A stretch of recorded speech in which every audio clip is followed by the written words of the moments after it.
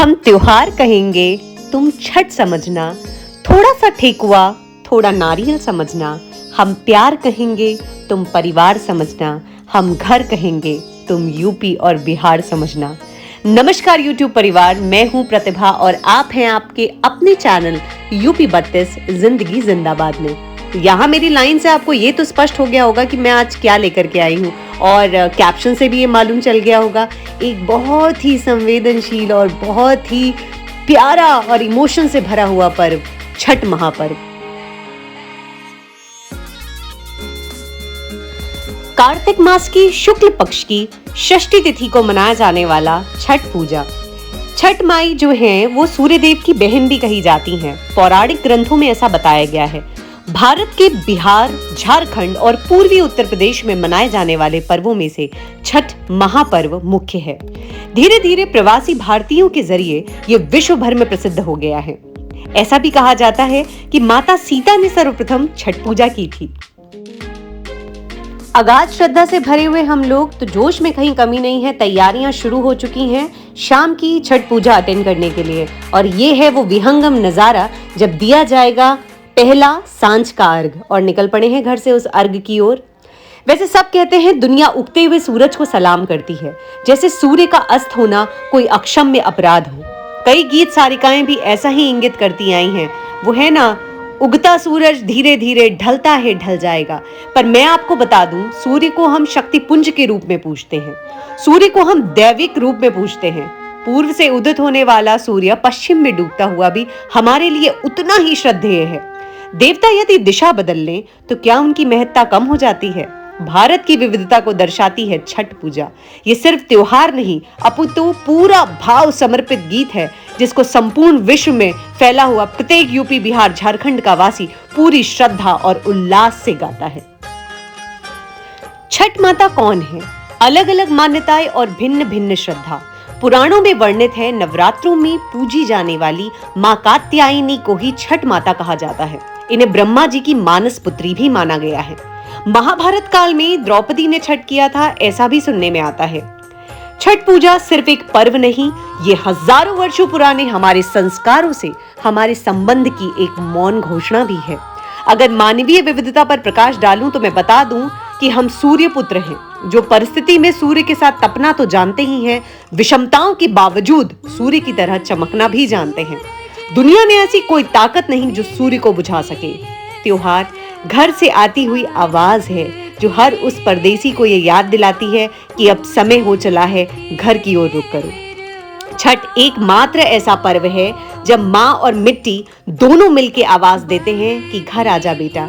ये तो छठ माँ अपने कांचे बांस की जो बंगिया बनाई है, वो नदी के घाट तक तुझे ही तो ले जानी है। एक बार माँ का ये संदेश मिल जाए, फिर सांसारिकता भी हमें रोक नहीं सकती। पिपरा के पतवा सरीखे डोले मनवा, जियरा में उठत हिलोर। पुरवा के झोंकवा से आयो है संदेशवा, चला अब चल घर की ओर। परंपराओं से प्रेम, धर्म के प्रति अगाध आस्था आपको पिछड़ा हुआ नहीं बनाती। ये वो जड़ें हैं जिससे आपका, मेरा और हमारी आगामी पीढ़ी का भविष्य जुड़ा हुआ है। वास्तविकता की उपेक्षा कीजिएगा तो किसी से पहचान की अपेक्षा मत कीजिएगा।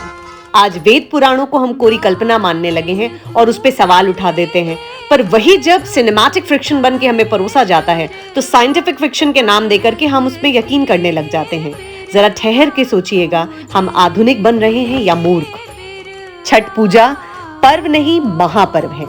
मॉडर्न होने का अर्थ मूर्ख होना नहीं है, बिल्कुल भी नहीं है। यदि अपने नाम, पहचान, धर्म, संस्कार, रीति रिवाज, त्योहार, ग्रंथ, वेद पुराणों से कट गए तो सड़कों पर लावारिस घूमते पशु और हम में कोई अंतर नहीं रह जाएगा। जीवन में जिए जा रहे हैं और हमारा कोई आध्यात्मिक ध्येय नहीं है, तो हम सिर्फ वो रोबोट हैं जो सांस ले रहा है किंतु मृत है। हम जीवन में सिर्फ यूं ही जीते रहना चाहते हैं, या खत्म हो जाना चाहते हैं, या अपनी पहचान बना करके अपने संस्कारों को अपनी आने वाली पीढ़ी को हस्तांतरित करते हुए एक पहचान के साथ सदा के लिए अमर होना चाहते हैं। फैसला आपका है।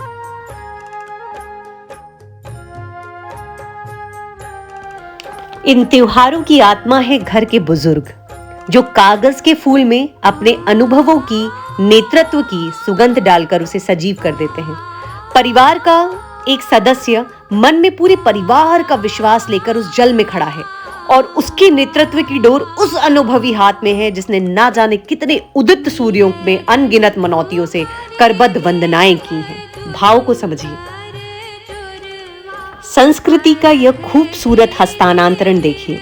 सभी को एक साथ एकत्रित कर देने वाला यह महापर्व, 38 घंटों का निराजल निराहार व्रत, माँ की उपासना, 4 दिन तक चलने वाला महापर्व। यूं ही थोड़ी इसे महापर्व कहा जाता है।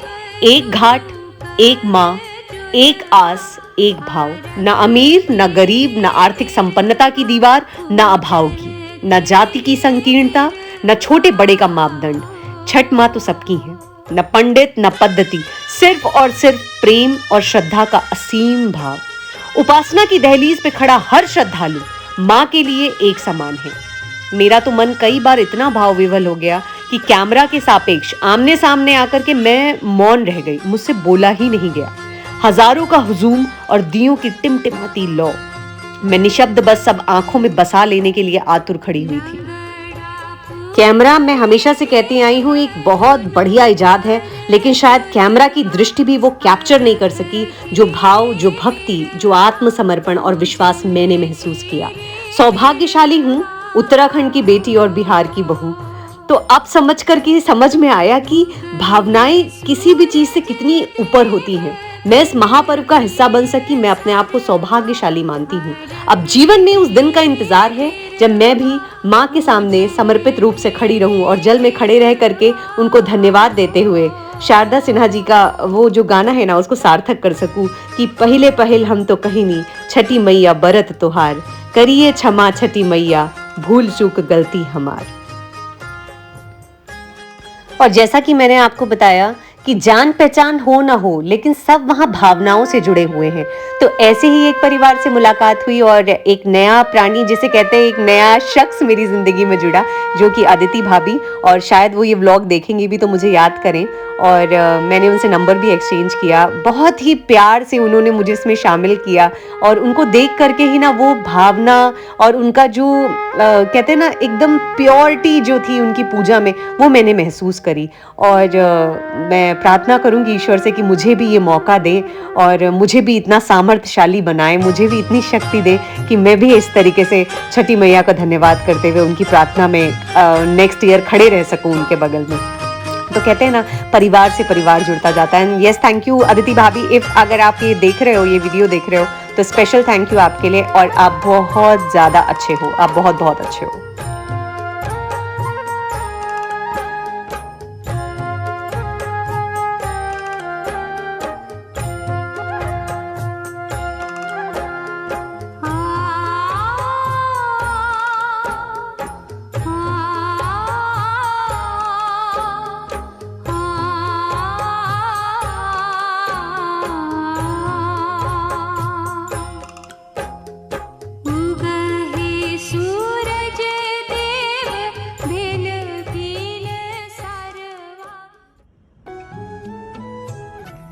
ये है, देखिए कितना सारा आशीर्वाद और प्रसाद जो कि हम लोग लेकर आए हैं। अभी अभी घाट से आ रहे हैं, सुबह 4 बजे उठ गए क्यूरियोसिटी में कि नहीं फटाफट नहा करके अर्घ से पहले पहुंचना है। हालांकि ठंडियां शुरू हो गई हैं, अर्घ थोड़ा लेट में ही शुरू होना था, लेकिन देखना और जितना वो दीपक की रोशनी मतलब बयां करने के बाहर है।